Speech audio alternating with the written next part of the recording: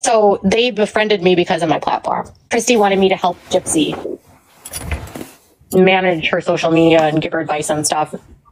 But Gypsy doesn't listen to anyone. So, you know what's super funny though, you guys? So I sent a message to Kristy on Facebook.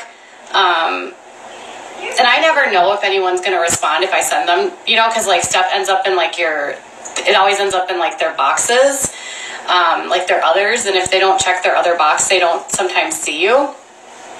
And I wasn't sure if she would see me. And she I said, oh, she's like, oh, I'm a reporter for blah, blah, blah. And she's like, oh, who do you work for? And she's like, I said, oh, I write on Pathios, but I've been sort of transitioning over to hosting a channel on YouTube called Without a Crystal Ball. And she's like, Without a Crystal Ball, I'm a fan. I actually watch your channel. She said she like watches my stuff about reality TV because she loves reality TV. Isn't that funny? Who would have thought? Who would have thunk?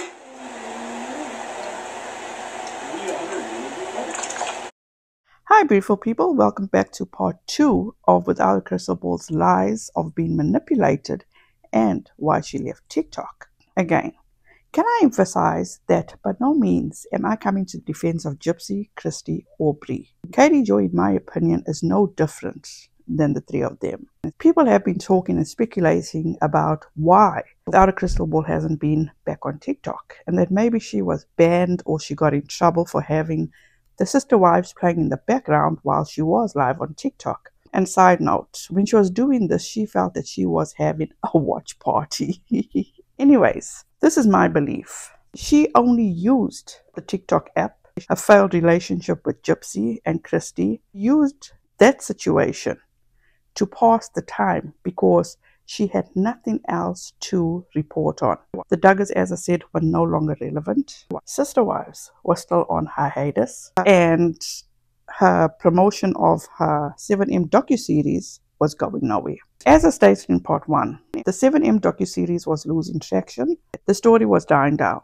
She wasn't benefiting from promoting that docuseries anymore, and her YouTube channel was stagnant. Also, her Instagram was dying, and she needed to make money and also replenish what she lost during her time of promoting a 7M docuseries that got her nowhere. So she jumped back on the Gypsy train, and unfortunately, she was already cut loose. And that is when it hit her and she weaseled her way to the other side, the anti-Gypsy community. They welcomed her, they embraced her, they received her with open arms.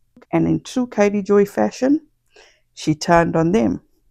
Well, maybe one person she hasn't turned on yet. I did demonstrate all that in part 1. But let me demonstrate and show you how Katie Joy can lie. And she lies so convincingly to whoever she's lying to. And she was on Hello Starlight's panel, and she was explaining to Hello Starlight that she was never on TikTok. Gypsy seemed to have been doing all her bullshit. And I've been around and dealt with a lot of their fallouts with creators, but frankly, I didn't get brought into all of that because, again, I wasn't really using TikTok, and I didn't even know about Hello Starlight until 2 weeks ago when Bree told me about you. I apologize. She said she wasn't really using TikTok. Now that is a lie, because when she abandoned Gypsy to promote her 7M docuseries, she was doing a lot of videos on TikTok. She even made reference, as I will explain later, to a video she made that got over 1 million views. So you see how Katie Joy lies with such ease? Moving on. After she felt accepted, comfortable in the anti-Gypsy community, she made connections. She did a YouTube live, which was absolutely hilarious to me, but so embarrassing for her. She caught up as to what Gypsy was doing while she was absent. She felt that because she was accepted in the anti-Gypsy community, everybody was talking about Gypsy, people were on TikTok. That's when she went back to TikTok. That's where she felt she could be her authentic self. And she was then on TikTok continuously, dragging and doxing people like Kristy, and she even doxed the wrong Dan. She became super comfortable with being on TikTok. She could be her authentic self, as I said. Messy, curse like a sailor, treat people like shit, and whatever else anybody else experienced watching her on TikTok. She even had people being a spy for her. She did mention when she was on some MORBID's live that she had 373,000 subs on her YouTube channel. What was the initial purpose of involving you early on in 2019, and then fast forward after her release? Like, did Kristy really have an idea of how she wanted to, you know, like have you involved in future sort of things that they were planning? Well, a lot of the stuff that I was helping them with wasn't really anything on social media. Like, because I have a platform that's relatively, I mean, my YouTube channel is like 373,000. Yeah, you got a big following there. And this was the second time she turned on Gypsy Rose, but the first time she went public and speaking to the public about how she was never going back to supporting Gypsy Rose, if that makes any sense. And when she did start exposing Gypsy, she gained over 10,000 new subs on her YouTube channel alone within a week. Yet now she wants to say and claim that she didn't need Gypsy. But from what I witnessed, by her talking about Gypsy helped her tremendously with the subscriber counts on YouTube. She tried to incorporate her usual content, and that is the Sister Wives, towards the end when she knew Sister Wives series was coming back. Unfortunately, that did not turn out too good for her, because when she was talking about Gypsy, she used to have over 1,000 people in a TikTok live. When she wasn't talking about Gypsy, when she was trying to pull away from talking about Gypsy, her TikTok lives went right down to only having over 100 people in her lives. Yes, Katie Joy, you absolutely needed to talk about Gypsy to get to where you got. I did mention to someone that Katie was just using her failed friendship with Gypsy and being on TikTok as passing time, for lack of better words, because it was just a matter of time before the new season of Sister Wives was coming out, and lo and behold, Sister Wives returned last Sunday, I think it was the 15th, and Katie Joy was never seen on TikTok again. She had to separate herself because she couldn't be seen as this messy, foul-mouthed, troublemaking, flip-flop creator that claims to be this journalist and advocate who was fighting for women and children's rights. And might I add, she claims she's dismantling cults. She had to put a professional mask back on because Sister Wives are what keeps a roof over her and her family's heads. She made a statement before she left TikTok. She said that there was a video she had done on TikTok which got over 1 million views, and this is the video she's talking about. And she said she made $800, whereas on YouTube, for every 70,000 views, she makes that amount of money, which is $800. That video, I think I did a video about Gypsy. It has 1.3 million views. I think I made $800 on it on TikTok. On TikTok, I made $800 for 1.3 million views. That on a 70,000 view video on YouTube. My entire livelihood is like my YouTube channel for the most part. That tells me that it's not about what is more beneficial, speaking out against the fucked up things people do. No, it's all about her making money. She doesn't care about anyone else but herself. And she doesn't care who she uses or hurts along the way, as long as money is going in her pocket. She cares about only herself. And the latest incidents with Gypsy that some of you are witnessing, this is who Katie Joy is. I have witnessed her turning on her best friends, and a friend she actually regarded as a sister she never ever had. As soon as Katie Joy feels you are not abiding by her ways, or she feels that you are not following the rules, she will come after you and your entire family. She will dig up dirt on you and use it to humiliate you. She turned her back on her own parents. A few months before, not even a few months, probably a month before she turned on her parents, she was singing their praises. But obviously she couldn't get her own way, or probably they did not abide by her ways or her beliefs. She cut them loose in a heartbeat. She always said Gypsy is impulsive. Katie Joy is no different. She is just as impulsive.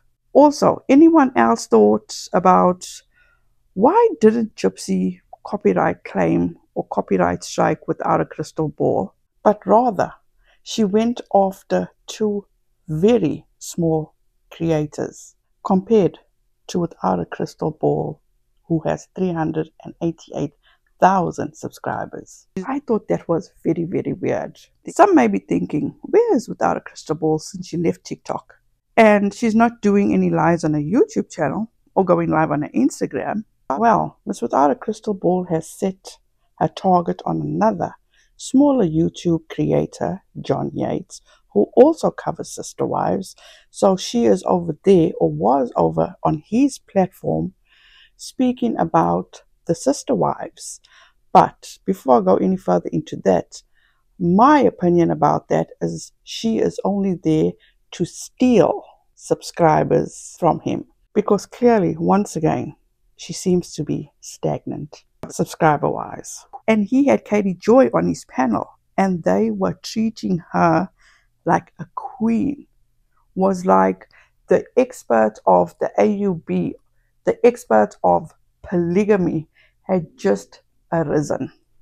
And as per usual, Katie Joy was rude as fuck to his existing panel members, and she overtook his stream because Katie Joy is above everyone else in her little mind. So with ending this, Katie Joy is not a victim. She is an instigator. Katie Joy is not a journalist. She is a gossiper with a YouTube channel. She is no advocate. She seems to have, in my opinion, a fetish, a weird obsession with talking about and jumping at the opportunity to actually cover things with child essay or essay in general. She even smiles through talking about situations like this. And I'll show you what I'm talking about. That triggers a lot of people, and she will never ever give people warnings ahead of time when she talks about stuff like this. When I get old, I want to be the old grandma that like sexually harasses the young boys that walk by. I don't even care. Am I the only one that would never ever want to do this when I grow old? I was covering child sexual abuse quite a bit, and I got so desensitized to it that I would like read these articles, and I was like, or like child torture, where like parents were arrested for torturing their kids. Yeah. And I found myself like reading these articles and being so detached from the outcome, and they're describing like really graphic things. Yeah. And then like having my readers being like, oh my God. And I'm like, why didn't I have that reaction? That is not normal. She actually fell asleep, like unconscious at one point. And I don't mean to smile while I'm watching it. While they're in the middle of the unconsensual or essay, they're all standing outside the room.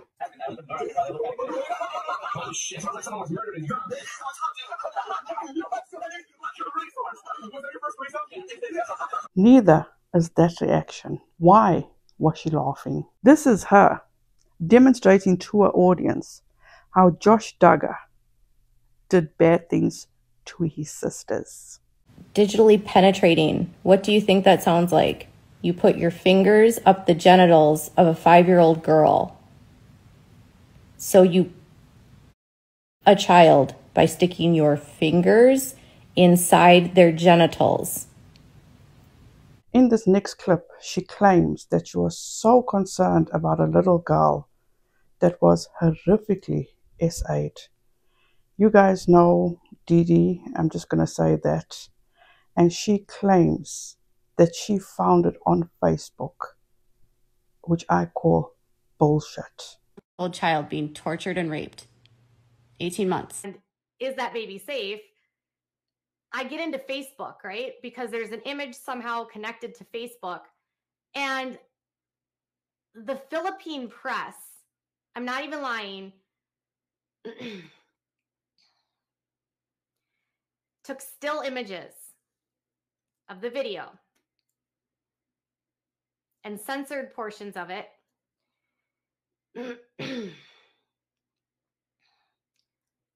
And even censored. It's on Facebook. And I can't unsee it now.